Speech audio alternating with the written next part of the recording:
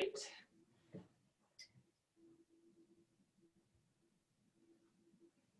All right. Well, people are slowly entering in, Doctor, so we'll give them a few minutes and we'll get started shortly. Sounds good.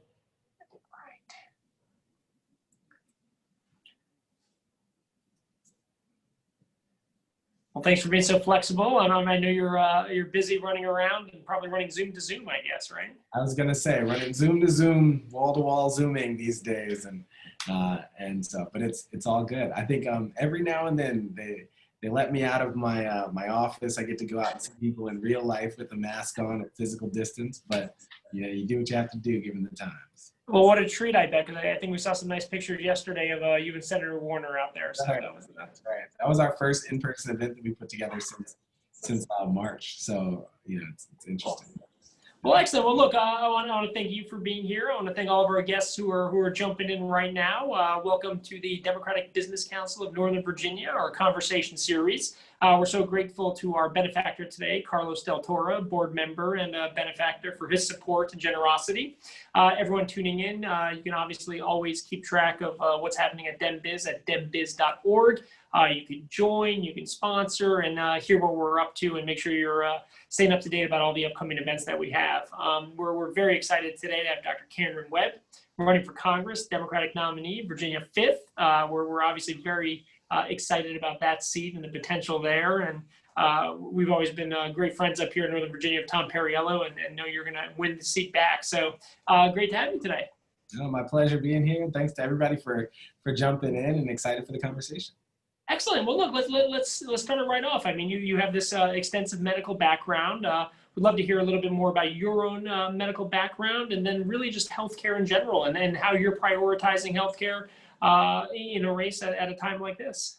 Yeah, you're starting off in my wheelhouse. I love it. So I'm an internal medicine doctor by background. I work at the University of Virginia, and I'm a hospitalist, which means that typically I take care of folks when they're admitted to the hospital with a pneumonia or a kidney injury or liver damage, things along those lines. But since March, that actually means that I've been working some large percentage of my time in the special pathogens unit, or the COVID unit. Interesting. Virginia, yeah. So spend a lot of time, as we call it, donning and doffing, putting on that PPE, walking into rooms of folks with COVID, and taking care of some of the really sick folks that we have here. And I think that's really been the lens through which I've seen this pandemic. One of the important lenses through which I've seen this pandemic. But in addition to that, I'm also, a lawyer, also the director of health policy and equity at the UVA School of Medicine. So I do a lot of teaching to medical students and public health students on health policy issues, which continues to sharpen my own perspective on those issues as well. And so when it comes to healthcare, really for me, I'm bringing that background of working on the ground clinically, really seeing what the needs were long before COVID and now even with COVID. And then combining that with that very, academic approach, health policy, what do we need to know about health policy? And then I'll add that third layer is that, just a few years back, I worked in the Obama White House in the executive office of the president on the White House healthcare team. And so I helped with kind of the implementation of the Affordable Care Act. I was the only physician on the White House healthcare team at that time. And so again, really sharpening that skill set, sharpening those insights into the reality of American healthcare policy and how we can do better. Well, I want to dive into all of that stuff, but I'd love to get a little more insight into the past 25 weeks, right? Like running for office, but also being on the front lines. I mean, what did you notice immediately, whether it's the PPE situation, just you as a first responder? What was that like those first couple of weeks of March and April when everything sort of was unfolding in live time? Yeah, but I am a first responder as an internal medicine doctor. My wife is an emergency doctor, so she's even more frontline than I am. And so it was pretty much just alternating who was in the hospital, which days, and how we were dealing with this pandemic, this virus that we didn't really know how to treat. We didn't really know what would work. And so I think the first challenge is just a scientific challenge. It's you're tackling a foe that you just don't know how to beat yet. And we were learning in real time.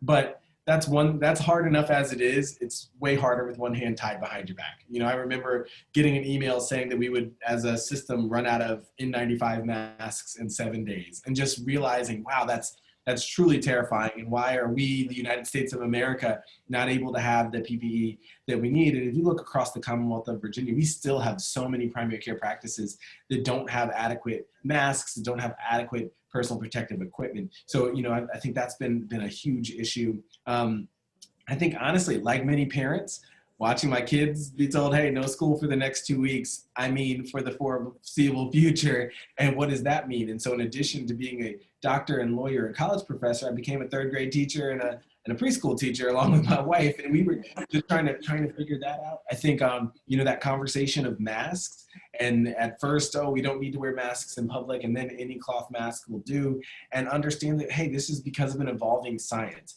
And we need to keep people as safe as possible and trying to be a part of spreading that information. And by April, we actually, I kind of got into the work of trying to coordinate testing in our community. We were seeing the disproportionate impact on communities of color. So, Black individuals across the country much more likely to die from COVID, much more likely to be hospitalized. For the Latinx community all across the country, much more likely to get COVID. And so what we were saying is, hey, we've got to get testing in these communities to keep them safe, to kind of do our part to address this disparity as it's unfolding. So help to design, organize, and execute testing events here in the Charlottesville, Albemarle area. And just seeing how grateful folks were to have a space to get tested, because until that point, folks could have symptoms, but they had nowhere to go. And just realizing, hey, it's great that we were able to pull that together, both my hospital, also Centennial Martin Jefferson, the local health district, just a coalition of folks coming together. But where was the federal government in the testing paradigm? Where were they in making sure that we had swabs so that we could do testing, or that we had the reagent necessary so we could run the tests? Where are they still? Because those are still ongoing challenges with testing. So I think, it's seeing in real time all those little pieces, all the fractures in our system. I think it just sharpened my perspective as a candidate as I'm talking about COVID. So as you spend time in the White House, working on healthcare, working on the Affordable Care Act, being inside, and then seeing how things rolled out with this administration during this crisis, what should have the response been like? What role could the federal government have played versus it being more of a, you deal with it each locality on your own? Yeah, well, I think the first role of the president is to be communicator in chief. And I want to be clear, I worked in the White House, and I know you mentioned Carlos Del Toro. He's a friend. I've known him for years through the White House Fellows Program. And I was a White House Fellow in 2016 and 17, which meant that I spent half of the year in the Obama White House and then half in the Trump White House. And in both instances, I was working on healthcare policy. So I can tell you, I'm not at all surprised by this administration's response to COVID. I think that kind of the lack of interest or engagement on actual science has been a characteristic of this administration since the start. And I worked closely with a lot of folks. It was interesting as I got to know some of the people in the Trump administration, the folks who do actually listen to science. I know that they were probably screaming, hey, we need to do this right, because there are some good folks who want to do good work. And I think you look at Dr. Fauci, who's still a part of that administration, who's still trying to find a way to have an impact. And we're just seeing that those voices often aren't the ones that ultimately become the messaging. So I mentioned the president being communicator in chief, letting folks know that, hey, this is a very real threat. This is not a hoax. You should be following all the guidelines. Wear masks, maintain distance. Don't send those mixed pictures. Don't tell people it's going to just disappear. Don't spread information about, medications that there's no scientific basis for the statement that they're going to be a miracle drug or a miracle cure. Just going to go away. Business doing, it's just going to disappear. I think just defer to the scientists. I always say that we have a pandemic, but we also have an infodemic that's being perpetuated. And so that's one of the very first things this administration should have done differently. I think that, it was so important when we talk about, taking advantage of the Defense Production Act.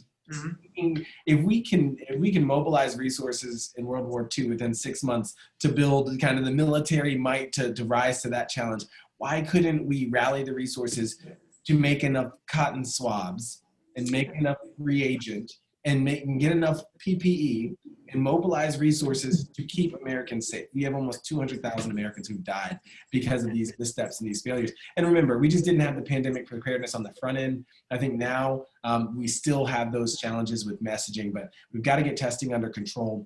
We've got to make sure that that there's a unified message that, listen, if there's an increased rate of spread, we've got to pull back. All this pressure to say, open your schools or we're going to withhold federal funding, that's not helpful, right? Because you can't say wholesale, every community should do that. I always tell people my son is, my younger child, he's 5 years old, starting kindergarten this year. I want nothing more than to watch my little boy walk in for his first day of school with an oversized backpack on.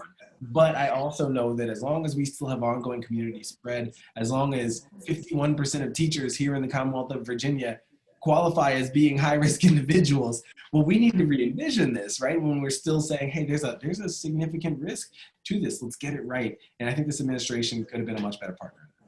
So you talked a little bit about the heightened inequity that this is really showcasing, right? Impacting communities of color, so many of our essential workers who have to kind of keep their families at home and go to work every day and put themselves on the front lines. How do you look at this from wearing your healthcare professional hat and then also as somebody who may be an elected official in terms of capturing the data and ensuring that there's equity when it comes time for a vaccine? And that communities of color are involved in like the testing process. I heard some crazy statistics that when it comes to testing for vaccines, it's marginal in terms of the communities of color that are even being tested on vaccines, right? I mean, have you seen this disparity already? So like this is the next wave coming out is going to be when a vaccine comes and how are we getting it to the people that need it? Right. Well, and you got to remember, we're doing all this in the backdrop of a nation that's perpetuated pretty incredible harms to communities of color over the last 401 years. And so one thing that I always remind folks is that when you talk about testing a vaccine or testing in Black communities, the first thing people think about is the Tuskegee syphilis study. And so, if you don't go in with that cultural sensitivity, that awareness, that it's much harder to convince folks that, hey, you're testing something on me, I'm not interested. When we went to do testing for coronavirus, that was what came to mind. We had to do a lot of work to just tell folks, this is not a study of any sort. We're not going to make anybody sick. We're not going to withhold treatment from anybody because we're still dealing. That's not history. Remember, that study ended in 1972. That is a lived experience for too many communities of color. And so I think that's one of the first things we need to acknowledge. I think that it's just incumbent upon any entity, and I know Moderna, the company is kind of leading the way with that vaccine development with a tremendous amount of funding from the federal government, I might add. But it has to be incumbent upon them to work that much harder to get a representative sample to make sure that this works well for all potential parties. But I think that we have a lot of work to do to make sure that in the wake of this pandemic, we are tending to the equity crises that it's highlighting. And those, yes, I like to highlight them by race and ethnicity because I think that it's so important for our nation to reckon with that past. But I also acknowledge, I live in a congressional district that's 2/3 rural and 1/3 urban. Yeah. And the thing I hear more than anything is the lack of broadband access has, that digital divide has been on full display during this pandemic, with kids not being able to do much school at all since March, with folks who their providers are saying, oh, let's do a telehealth visit. Well, good luck if you don't have broadband access, right? So, and businesses not able to compete. We've got, 18,000 farmers in this district, and about a quarter of them don't have the broadband to continue to be able to compete. And that's against the backdrop of a trade war that the president's having that's making it hard for them already. So I think that, this pandemic has highlighted all the different ways, all the different fault lines in our society by race, by ethnicity. We're also seeing it by sexual orientation and by gender identity. We're also seeing it by urban and rural status, socioeconomically. And I think that it's just one of those, crucible moments as a nation where we have to say, hey, how are we doing with that American dream, with that American promise of everyone having opportunities to succeed, and how should we be doing better? Yeah, I want to remind everyone tuning in that we have a Q&A function. We'll try to get to as many questions in live time and save some time at the end for questions. We had one that popped in from our dear friend, Paul Friedman. He said that you helped obviously implement the ACA. So do you believe ACA can be strengthened to get everyone the healthcare they need, particularly with this crisis in place right now? Yeah, I think that the ACA certainly can be strengthened. I think that when we say everyone getting the healthcare they need, I can't help it. I'm a professor. I got class later this afternoon, so I'm going to go into professor mode a little bit. You got to start with that definition of universal health coverage, or everybody being covered. And that means that everyone has access to care of sufficient quality to be effective, and that accessing that care does not result in financial harm. And I think the ACA, where it's the weakest, is on that last part. so many people are still facing financial harm, even though they have care through one of the exchanges, or they have care through Medicare, or they have care, through the private insurance market. I think that we're still seeing that that healthcare is a crushing cost to too many families. And so I think that there's a lot of work that we need to do. What I always tell folks is that in addition to, yes, maintaining the ACA, building upon it, there are some fixes that certainly that law needs, but additionally, we need to talk about a public health insurance option so that we can cover those 30 million people who aren't covered. We know that not all states expanded Medicaid. We need to have something that's available to people no matter who and where they are. Again, that's largely politically driven. We also have to acknowledge that this is our moment to break that bond between employment and health insurance. The Affordable Care Act said, hey, we'll maintain that employment-based insurance, or ESI, employer-sponsored insurance. What I've learned from this pandemic is that small business owners that I talk to are like, if you could get rid of this health insurance requirement, that would be great for us, because it's been an unpredictable cost for too many businesses. It's impacted hiring decisions. It's impacted bottom lines. It's impacted the cost of products. They don't want to be paying for health insurance. And so if there's another space for their employees to get that insurance, they would even do defined contributions to that insurance. Just don't lead them to the whims of the market. I think that's important for us to notice. I always remind folks that this wasn't thoughtfully designed. This health insurance and employment came from World War II. There was a freeze on wages, and we just said, hey, well, here's a benefit that you can have, and that became the dominant form. And this is our moment to break what I call the original sin of American healthcare. And then also we need to do some other payment reform. We do a lot of fee for service right now. And in a hospital like mine, University of Virginia's hospital was losing $85 million in March and April each month. And then that resulted in me taking a pay cut and all the other providers taking a pay cut just so the hospital could stay afloat. That's because we weren't doing a lot of these elective procedures. Yeah. And what it reminds us is that, hey, this idea of fee for service, do more things, get more money. It's the reason why healthcare is 1/5 of our economy. Yeah. The reason we spend so much. And so instead, maybe if we focus on achieving value as efficiently as possible, high quality at efficient cost, and that becomes the way that systems and practices make money. And private insurance has helped lead the way on propagating these value-based payment models. Of course, Medicare has adopted several over the last 10 years in the context of the Affordable Care Act. So, you got me in my bag. This is where I like to be, talking healthcare. But I think there are a lot of things that we can do. We just need to bring the expertise to the conversation. Yeah, I mean, COVID's been clearly an accelerant on so many of these trends, racial inequity, economic inequity. What potential silver linings do you see as it specifically relates to healthcare as we try to exit and kind of get to some normalcy? Like what opportunities? I mean, look, there's so much negative stuff that we could obviously be highlighting that there are challenges, but is it advancements in telemedicine? Is it really highlighting and shifting the burden from employers elsewhere on the exchange? I mean, what do you think that what can we capture in this moment to really get lasting change and progress, and maybe highlight in a positive way from all of this that we're dealing with? Well, I think it's definitely highlighted the reality that people often end up with tremendous illness at no fault of their own. Talk about anybody who's hospitalized with COVID who has a 10-day ICU admission. That's a bill that no matter what kind of insurance you have, that copay is going to leave you with an enormous bill. And so we say, well, how can we do a little bit better, make sure that folks can not have financial ruin just because of a virus that wasn't well controlled in this country. So I think that one thing that it's done is it's kind of reset the American perspective on illness to some extent. I think it's changed that conversation. I think that you touched on two of the main ones I was going to talk about. I think the role that it played in accelerating telemedicine. Here in Virginia on Friday, a lot of practices had business as usual, Friday back in mid-March. And on Monday, they were entirely telehealth. And they did that for weeks and for months. And there was that advocacy around changing reimbursement rates, both for telehealth and for telephonic visits. And we learned that, hey, we can provide some level of quality care to a lot of individuals through telehealth.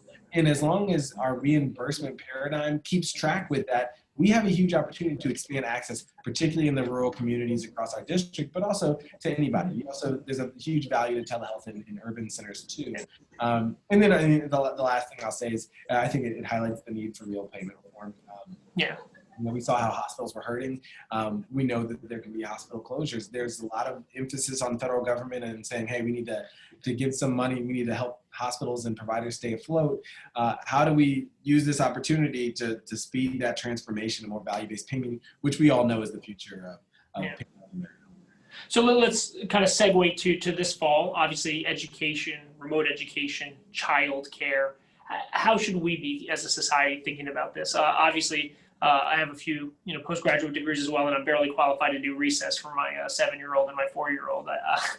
So how do we get working families to kind of be in a position to return to the workforce, focus on their careers, but then also be able to deal with kids and childcare issues. And we don't know how long remote education is going to be in place, but obviously for foreseeable future, especially here in Northern Virginia.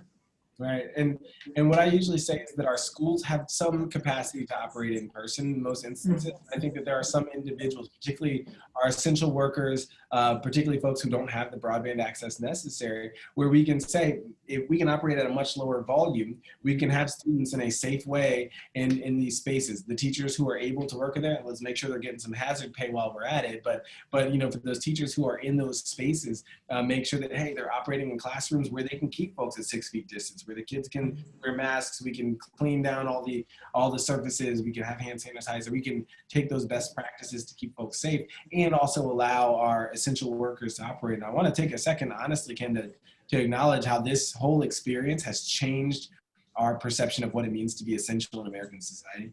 And if we don't lean into that, if we don't acknowledge who the real heroes are for guiding and allowing our country to stay afloat to the extent that it has over these last 25 weeks, then we're missing the reality of what makes America go. And so I think that, yes, we need to support those families. We need to support those kids. We need to make sure we're not creating new and even wider education gaps in terms of educational equity. And we need to work really proactively to offset those. And so I think it's going to be some combination of how we use our in-person spaces.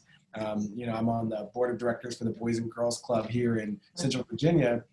One thing we talk about is how can we be a complement to what our school systems are deciding to do. Some school systems are open in a mixed capacity, some are opening in a completely virtual capacity, but how can we create spaces where youth have access to Wi-Fi, where there's a supervised environment for them to actually learn?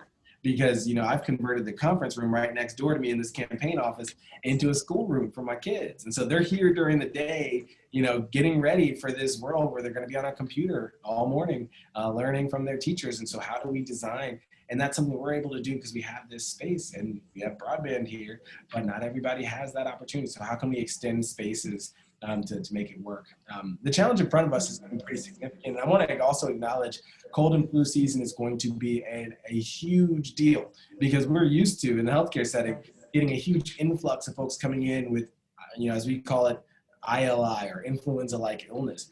And this year, nobody's going to call it influenza-like illness, right? It's COVID until proven otherwise. And when you have that influx of cases, my goodness, it's going to put so much stress and strain on all of our systems. When folks say, well, if you got symptoms, stay home for 14 days or go get a COVID test, we need to be ready for that. And again, I don't think we necessarily are. So I hope everybody is planning really thoughtfully for that kind of surge. Yeah. Well, look, today, our friends in Texas and Louisiana are dealing with a massive hurricane that made shore yesterday. These are storms that are no longer, one a season. They're the 500-year storm every 5 days, it seems like, and we're entering a hurricane season for the rest of the country as well. How do you think about climate change and focus on these issues and what we need to be doing and getting people to pay attention to issues related to the environment at a time where it's not front and center, where it's not a priority, but in other conversations that I've been reading a lot about, the impacts of climate change on our ecosystem potentially lead to more pandemics in the future, and just the health impact of vulnerabilities in our ecosystem and climate change and growth and deforestation and all these issues, how they cycle and tie into healthcare a little bit into some of these macro challenges.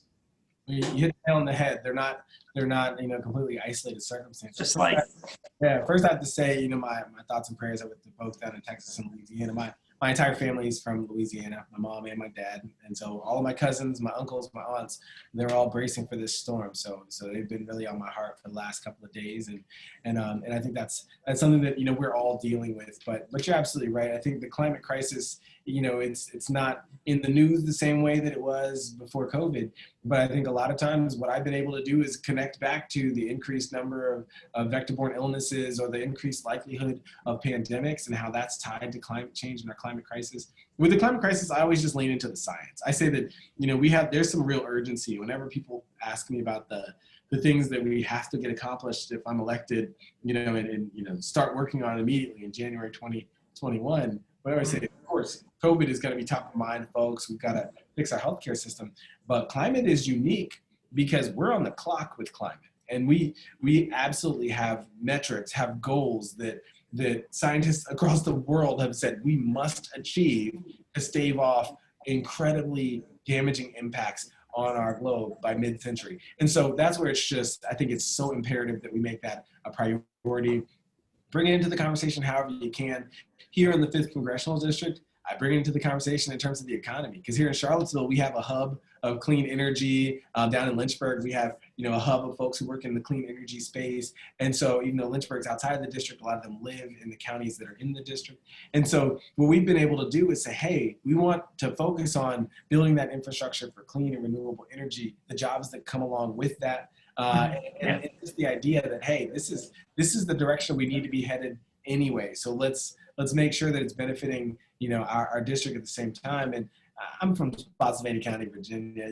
We've got the largest solar field in the East Coast in Spotsylvania County. That blows people's minds, but it's the tax benefit, the tax impact of that solar field is significant. And so I think that that's something that a lot of communities are looking at as well. Down in Cumberland County, which is in my district, the Board of Supervisors is making a difficult decision about whether or not to put a landfill there that, of course, isn't what you want to do, but it had an economic benefit. And when I talk about, well, what can you do with that land that's both good for the environment and has that economic benefit, there are things that we can do. So we've got to figure out a way to dovetail the economic conversation and the clean and renewable energy conversation. I think we're getting closer. It's the argument I make all the time. Well, look, we have a lot of questions coming in and a lot of topics to cover, but I want to do a quick dive into the state of the race, right? Like, where are you right now? How's the campaign looking? Dollars raised? What do the last several weeks look like for you in terms of getting out the vote, fundraising? What do you need? How are debates coming? Are there going to be any debates? What's happening, man? Yeah, well, so I'll start with the last question. Our first going to be on September 9th, and so really excited about that. So they are going to have one. Okay, good. It's technically a forum, so it's not your traditional debate format. My opponent turned down a traditional debate with CBS News, but just the same, we're excited to have an opportunity to be, I want to say on the same stage, but it's on the same screen, next to each other. Zoom together. Yeah, zooming together. But the campaign is going really well. I always tell folks that we've been running hard since August 7th of 2019. But I ran in a 4-way primary, and the 3 individuals who I ran against. I always tell folks, when you see me on a screen, you hear me talking, it's in large part because the 3 opponents that I faced in my primary were so strong, were so thoughtful. They sharpen me every single day. They say, as iron sharpens iron. I know Pastor Marion's on here, 2717. They made me a sharper individual along the way. And so, I think for me, I'm excited because, we have a district with 21 counties and 2 cities, and I was able to win in all 21 counties and both cities. So we won in every locality here in the 5th. We have a galvanized Democratic Party that's very energized, very excited about this race, and that's necessary, but it's not sufficient. We have a Republican Party that's incredibly fractured because of a contentious convention that was kind of engineered to remove an incumbent.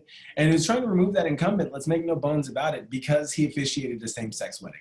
It's waging a culture war here. And even within the Republican Party, if we talk to the college Republicans here at the University of Virginia, they're not into that whole let's be opposed to all LGBTQ rights. It's a poor representation of where today's conservatives are. And so I think this idea that, hey, we're going to remove that incumbent and we're going to be a bright red district, I think that that's where my opponent made a huge miscalculation, because there are a lot of moderate conservatives here. There are a lot of independents who voted Republican. And so I think that what we've done is we've said, hey, we're aiming to build consensus. We're aiming to connect with everybody. And so I think that fractured Republican Party leads to the next thing I'll say, which is our polling. We got our polling back about 2 weeks ago, showed that we're statistically tied right now, which is really unprecedented. I talked to Tom Perriello last week, and he said, I want to remind you, Cameron, that at this phase in my race in 2008, I was down 30 percentage points. And he said, you're already tied. So we're in a good spot. Yeah. And he's like, I think you, and he's like, and as Tom reminded me, he's like, I was running against an entrenched incumbent. You're running against somebody who is brand new to this stage and who has divided his party. And so in so many ways, we love our odds. The good thing about that poll also is that was the uninformed vote. So that was, folks see Cameron Webb, Democrat, Bob Good, Republican, who do you vote for? Statistically tied. When you give my bio and Mr. Good's positive bio from his website, I take a 7 percentage point lead.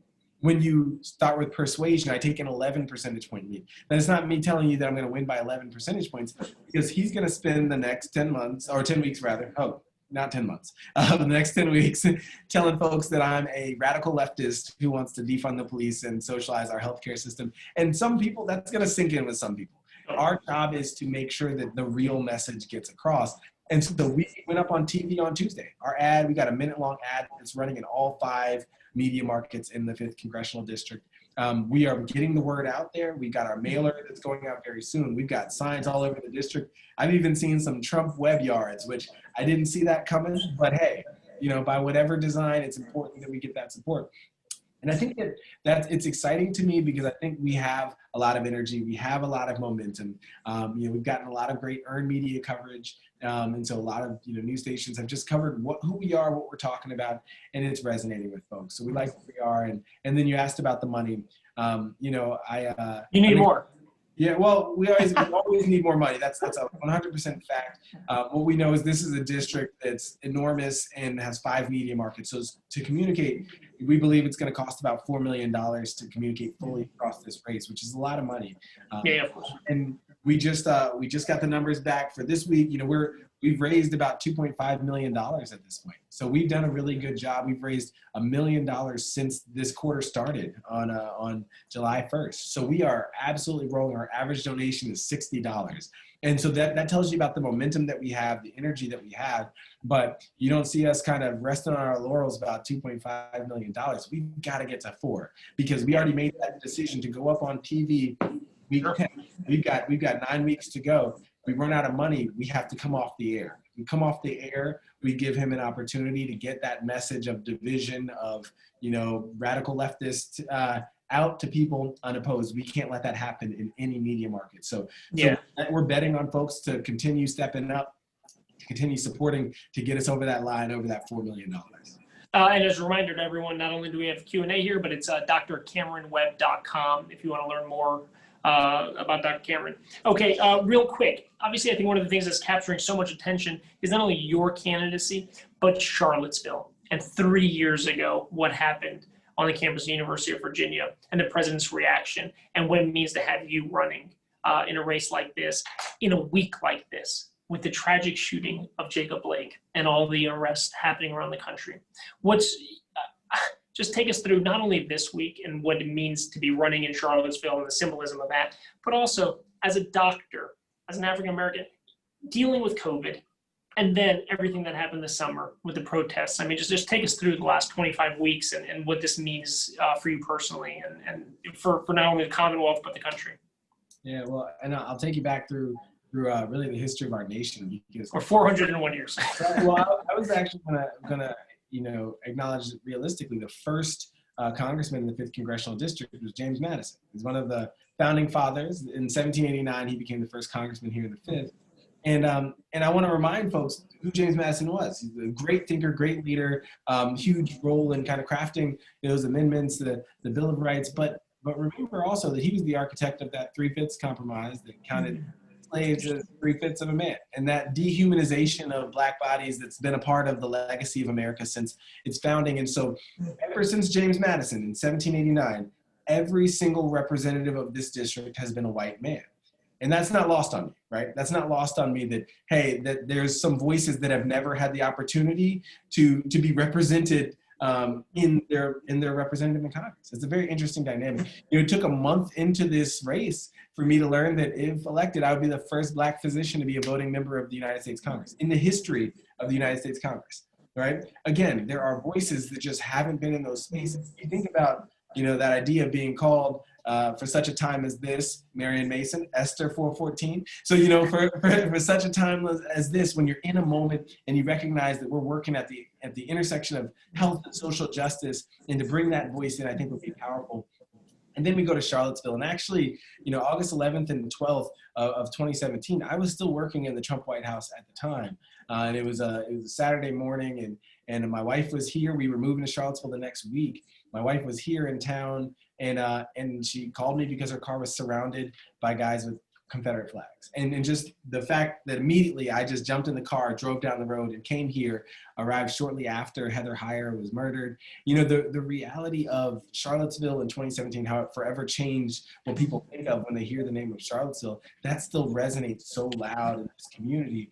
And again, these aren't the reasons why I decided to run for Congress, but they're all important reasons why my candidacy and my success in this campaign has a historic impact, has a historic value to a lot of individuals. And so, kind of to your point, Jacob Blake shooting, it's terrifying. I usually try to avoid watching videos as long as I can, because it re-traumatizes me as a Black man in America, or as a Black person in America. But watching that video and remembering that there are so many people who just don't value or humanize Black life, it's so important for me to say, in this space, I understand that there is some voter who might have been willing to vote for me until they heard me speak out against Jacob Blake's shooting, and that's going to make them feel a little off-put. Too bad. We can still win this race by speaking truth to this district. There are enough people who believe that we should win this seat. We can win this seat, and we have the better stance and better issues. And for the folks who are too stuck in kind of the racial clash, they're not going to vote for me anyway. I need to be an outspoken voice to move forward on criminal justice reform, because that is critical for our nation's success. We're seeing that play out in communities all over the country. And I'll tell you, I've been to events in counties that you'd never expect would have these racial justice events. And I've been to them virtually and in person over the last couple of months. It's important for us to continue to speak out. I'll be in Danville tomorrow at a unity event, kind of celebrating the March on Washington. But again, it's going to take new significance with the conversation around Jacob Blake. And we can't forget talking about George Floyd's murder, or Breonna Taylor and the impact on Black women specifically, and how that story is often omitted from the conversation, because again, often Black women's stories are omitted from the conversations. My willingness, my authenticity in speaking up on these issues, and at the same time, being a consensus builder, being somebody who aims to represent everyone, who aims to unify, who aims to heal. I think that's important. I think it's the right moment for that kind of voice. I mean, we'll talk a little bit more about what you think about how this is just being framed and kind of hijacked by the president and turning into law and order, and this is chaos, and our streets are being, and it's just getting away from like the central conversation that we all need to be having about creating a more just and fair society and recognizing the challenges and inequities that we've had. I mean, just like the narrative has been kind of hijacked. I mean, that's right. And I think I give President Trump, I don't think that he's a blundering fool. I think that he's pretty smart about how to sow division and how that taps into an energy that's necessary for his success politically. So he knows how to kind of feed into the hatred and the division. What's important for me to do here in my district, and my opponent already tried to do it. He said, Cameron Webb wants to defund the police because I was talking about George Floyd's murder. And he's like, I'm here for law and order. And I reminded, the voters of my district, my father worked in law enforcement for over 20 years. He's in the Drug Enforcement Administration. He actually was the chair of the entity that was the Federal Law Enforcement Training Accreditation Board. So he's spent years focused on standards for officers. And I asked my dad, a man who grew up in Louisiana in the South, why he did that work. And he said, as a Black man, the best thing I can hope for is that the officers who are charged with keeping public safety had standards that could keep somebody like me safe. Right. Yeah. And so I can speak to law enforcement and say, I respect you. I'm grateful for you. You're necessary for public safety. At the same time, you don't need to be responding to our mental health crises or our homelessness. At the same time, we need to have more standardization, and states and localities often cut the funding for those trainings for de-escalation and other things first when the budget is hurt, like in COVID times. And the federal government has a role to play through funding programs like community-oriented policing, through funding the work that was recommended from the 21st Century Policing Task Force. We have a role to play in supporting you in delivering your role in public safety in the best way possible, in healing our communities and giving you an opportunity to have salaries that allow you to live in the communities that you're policing. We have a role to play. And law enforcement officers all over this district say, actually, just on Tuesday, I had a conversation with a group of law enforcement officers, and one of them just said, this guy gets it. And so I think that it's about making sure that we have the real conversation, and don't let people get distracted by those quick, pithy talking points. We're about the real business. That's incredible. Let's real quick, this Washington experience you had, this White House fellowship, I find it so unique. I mean, how did that, you think, prepare you for this race today? How did that kind of period of time, having been the Obama administration and the Trump administration, working in the ACA and also working on My Brother's Keeper, how does the totality of that time that you spent in Washington working with the federal government kind of better prepared you for this race and to make you a more effective member of Congress if you win this race, God willing? Well, I'll start with My Brother's Keeper because it's a program that was focused on improving life outcomes for boys and young men of color. But as part of that, what it did is it actually what allowed me to engage with 26 federal offices and agencies. I got to work closely with senior leaders and members of all these different offices, Department of Education, Department of Justice, Health and Human Services, Department of Energy, all these different entities, and really learn the role they had to play in delivering opportunities for success to Americans. And so, the conversation that I have isn't just from my vantage point as a physician, it's from my vantage point of really understanding the levers we can pull as a federal government to deliver equity, to deliver opportunities for success to individuals. But then I'll fast forward to the Trump administration and some of you may have heard me tell this story, but my very first day in the Trump administration, I walked into the building and there was somebody else sitting in my desk and all of my belongings were gone. And so I said, well, where do I go? They told me, oh, the office is somewhere else. We don't know where your belongings are. When I get to the Office of Cabinet Affairs in the Trump White House, what they tell me is we don't want you in the room with us because we don't trust you. They put it in the hallway and had me sit in the hallway. Not for 2 days, not for 2 weeks, but for 2 months. I sat in that desk in the hallway. For 2 months, I asked, how can I be helpful? And for 2 months, I was told that you can't be helpful. We don't want your help here. And I paused there because you can't imagine somebody who's said as many words, I talk a lot as you can tell, said as many words as I said today, would just sit quietly at a desk all day. So instead, I wandered around the executive office building, peeking my head indoors, talking to folks, getting into conversations about education or criminal justice reform or healthcare, and ultimately just really digging in with folks. Like, hey, let's grab coffee. I'd love to talk to you more about these issues. And I mean, look, I was recognizable. There were only 4 Black people in the building. So everybody knew who I was. And I think what ended up happening is I got really good at having conversations with conservatives about these issues. I learned that if I'm having a healthcare conversation with conservatives, I don't start with, man, the ACA was great, wasn't it? Or we got to build on the ACA. I start with, you and I, we agree that every American should have access to care. And I think what it does is it acknowledges, you got to assume good intentions. It acknowledges that conservatives also want people to have access to care. And then I say, but you and I have a difference of opinion on how we do that. And then we trade our evidence. Then we trade our data. I'm like, tell me why you think the free market can operate here. Then I tell them why this is not a normal market. And then we had that conversation, right? But what we arrive at is they're like, hey, he knows his stuff. He's coming from a place of evidence, and we can build on that. And that's how I built relationships. And so when I come back into this congressional district, I had somebody who reached out to me just the other day, and he was upset. It was an email. He's a conservative here in the district. He was upset. He was just like, you think healthcare, the challenges in healthcare are Republicans' fault. And that's why you've got this wrong. And I wrote back and I was like, oh, I never said that. And I was like, in fact, I think that no party is blameless when it comes to the challenges in the American healthcare system. But I do think that we need to work together to create the future of American healthcare. And I think that's going to be both public and private. I think that there's an opportunity to create a uniquely American system that serves us well and respects the values that represent 330 million people. And he didn't reply after that. And I think that it's my ability to engage people where they are and to still hold my ground, to say, look, this is what I believe, but here's where it comes from. And I'm not saying, as my former colleague in the Trump White House, she actually comes down and speaks in my class every semester. And what she said, the students were really shocked when they saw us together because they were like, you all disagree on so much, but you like each other. And she was like, well, you know, it kind of proves not all Democrats are dumb, not all Republicans are evil. You know, that was her joke. But the thing is, you know, that in so many ways we typecast Democrats and Republicans.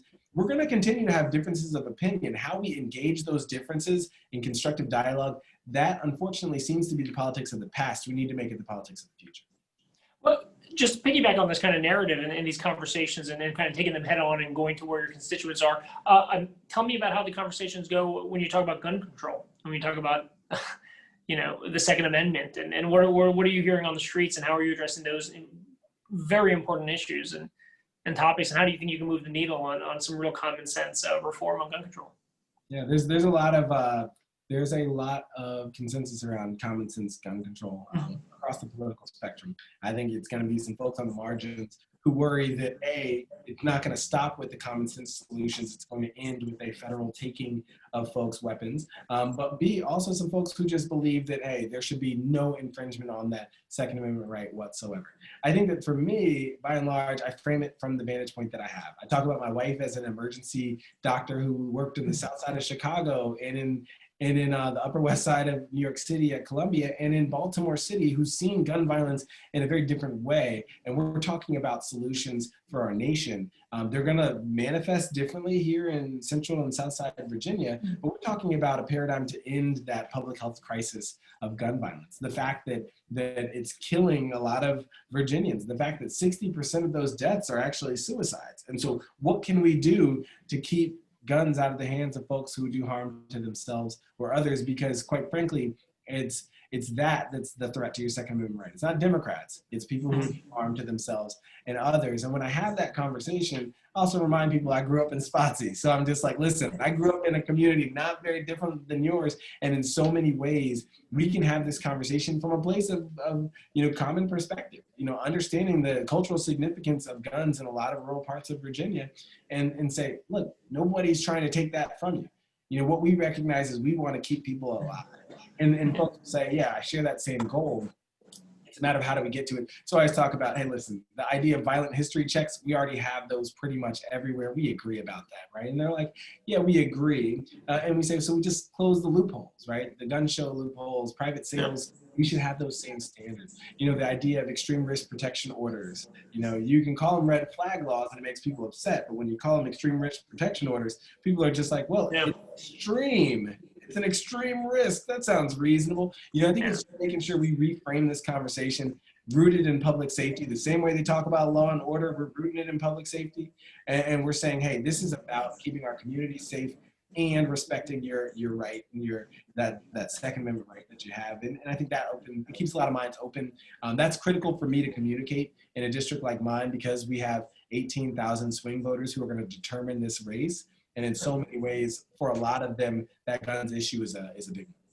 Yeah. So look, we know your time is valuable, so I want to close up real quick. We're a business organization. We really focus on pro-growth policies and making sure that there's access to opportunity for everyone across the Commonwealth. As we look at a situation today, not only a public health crisis that we're dealing with, but a real jobs crisis and growing the economy. What is your agenda when it comes to getting the economy going again, making sure we're creating good quality jobs for the future across the Commonwealth, tapping into every corner and every sector that we need to utilize to really get out of this collectively? Like, what's your agenda? What's your priority? What's your focus? And how can businesses tune in help? Well, it's four things that I'll mention. The first is that foundation, and I believe that's through education. It's our reauthorization of the Elementary and Secondary Education Act, and make sure that when we're doing so, we're building it toward equity, toward higher achievement for our students, so we can compete for generations to come in this highly globalized economy that we live in. And so that's the first thing. You got to invest in that education, but it goes beyond K-12. And so often we have the conversation about higher ed and college affordability, but I live in a district where less than a third of individuals go on to a four-year college. So I talk a lot about job training. I talk a lot about vocational tech programs. And I talk a lot about how important it is for us to invest in those things just the same, so that no matter who you are, no matter what path you take after high school, you've got opportunities for a good paying job. That's really important. And I think that's one of those, key components. The second thing is, we can't forget we're operating in this dynamic with the COVID crisis. We've got to continue to stabilize our economy, keep money in people's pockets. And along those lines, you got to take it a step farther and recognize that the businesses that were most likely to be harmed during this pandemic tended to be businesses owned by minorities and businesses owned by women. And so, one of the ways to really address that is the investment in CDFIs, the investment in minority depository institutes, the idea that we're investing in the spaces where a lot of minority-owned businesses get their loans, and support those businesses, because we've got to keep those going. That's a huge part of our economy, and we want to spur entrepreneurship. We think that's an important part in any community. Third thing, again, foundational, is going to be broadband. We've got to make sure that we're building that broadband infrastructure, because yes, it's critical for our schools, it's critical for telemedicine, it's also critical for our businesses. And if you're trying to attract, larger employers to come to a place, the lack of broadband, the lack of quality schools, those are things that keep them from coming in your direction. So we've got to do that. Of course, we've got programs through our government, the Reconnect program at the USDA, we've got the FCC, we've got different entities that are doing this work where we can rally those resources. We've got to make sure we get those back to our district.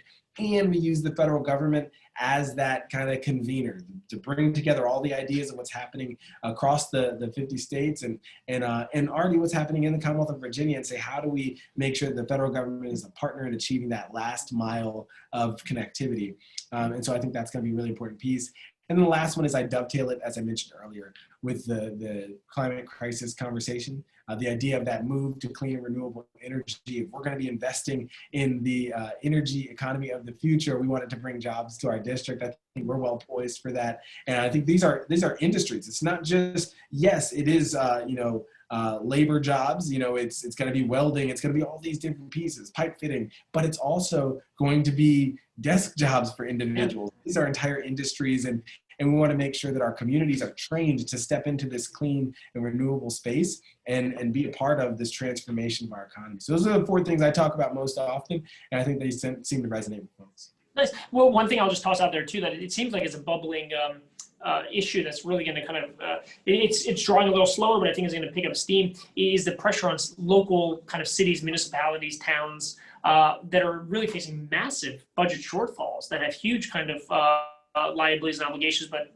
can't really draw or put themselves into debt. They have to balance their budgets. I mean, how worried are you about some of these like smaller communities that are going to be facing massive challenges? I think the National League of Cities is pushing the federal government in the next kind of relief package that they hopefully will get around to doing at some point, to put in $500 billion just for these cities and towns. And I think there's zero allocated for that. I mean, how do you think about this? There's zero allocated in the Senate's version. The House actually did have dollars for states and localities.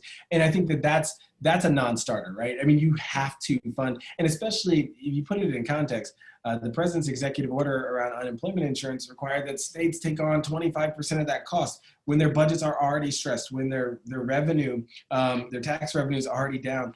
They don't have the benefit of being able to carry a $26.5 trillion deficit like our federal government does. They have to balance the books as states, and that's something that's just not practicable. So you're absolutely right. I think we have to invest in our states and localities. I think the federal government does have this role to play. I think the House got it right by getting some of those dollars into the HEROES Act. We're hoping that the Senate follows suit, and I was talking to Senator Warner about that very thing just the other day. Good. Excellent. Well, look, everyone tuning in, please keep up to date with us on DemBiz.org. If you have a moment, please check out drcameronwebb.com. Sir, we're thrilled. We're excited here in Northern Virginia about your race and the impact that it'll have on the Commonwealth and Congress and across the country. Want to wish you luck today, teaching your kids, young kids, being a professor at a university, your work as a doctor, and as a candidate. So I don't know which one's the most important of those things. They're all important, but we want to wish you the best of luck in the remaining weeks of the campaign. So thanks for tuning in and being here today. Thanks for having me, and thank you all for the great questions. Definitely feel free to reach out anytime. Again, the website is www.drcameronwebb.com. You can go to the contact us, lots of ways to get in touch, whether it's volunteering or just asking a question or wanting to reach out and get connected. We'd love to stay connected with you.